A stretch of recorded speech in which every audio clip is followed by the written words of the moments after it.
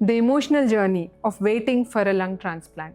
Honestly, when our patient is waiting for an organ, a city away from theirs, we are with them because we understand how they feel while waiting for a lung.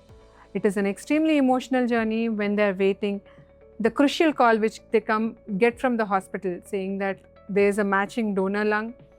It is a highly anticipatory period pre-lung transplant when they have already registered for a transplant and they're waiting for a donor lung. It might so happen that some patients might get an alert around 5 to 6 times and still we give them a lung only the 7th or 8th time.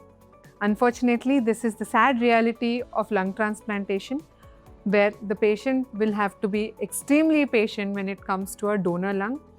But here at Yashoda Hospitals, we have a very good team who would support the patient and their attenders through the emotional journey of a lung transplantation, where it is sometimes disappointing, especially when the donor lung is being rejected by the team, so that the patient gets the right lung for their quick recovery.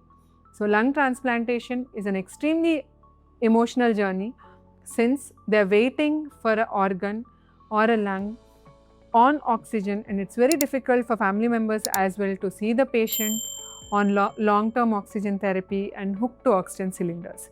But we make sure the patient gets the right match and they recover early and go home fast. In spite of it being emotional, we give psychological counseling as well as dietitian support. We support the patient in their pre-transplant period with good physiotherapy so that the patient is fit for a transplant and are discharged as soon as possible once the transplantation is done. Thank you. If you found this video useful, like, comment, and subscribe for more health updates.